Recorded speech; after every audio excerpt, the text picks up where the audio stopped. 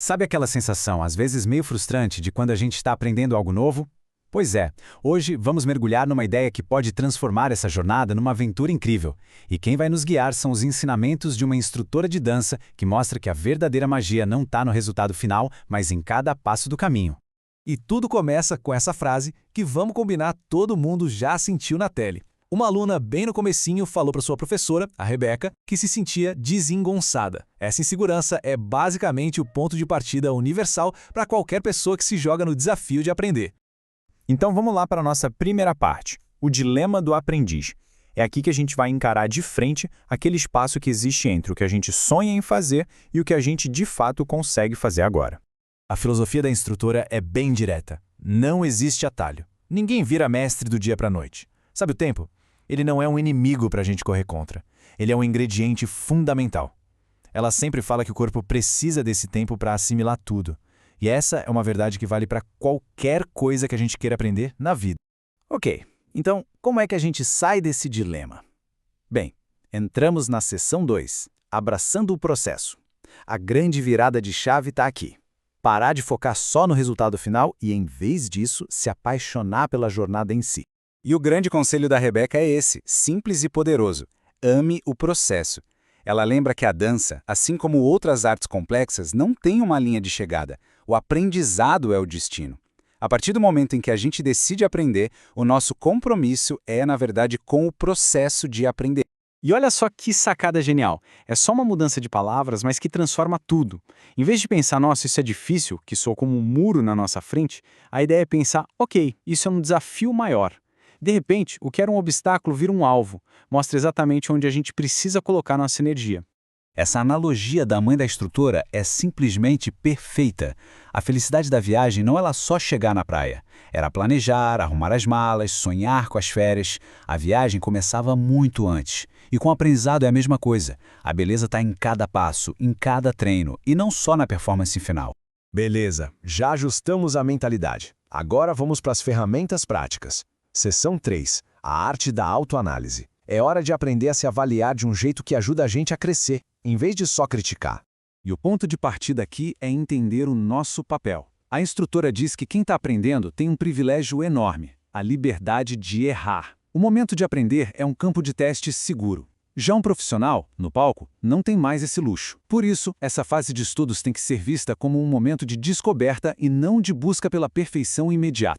E para a gente não cair na armadilha de ser o nosso próprio carrasco, ela sugere uma técnica muito prática, a técnica dos 50%. A ideia é se gravar treinando e depois equilibrar a análise. Para cada 5 coisas que a gente acha que precisa melhorar, o desafio é encontrar outras 5 coisas que a gente já fez bem. Isso força uma visão mais justa e, claro, ajuda a manter a gente motivado. Agora, vamos mergulhar mais fundo nas ferramentas da arte. Seção 4, o som da dança. Vamos entender por que conhecer a música é essencial para uma prática que seja de verdade, que seja autêntica.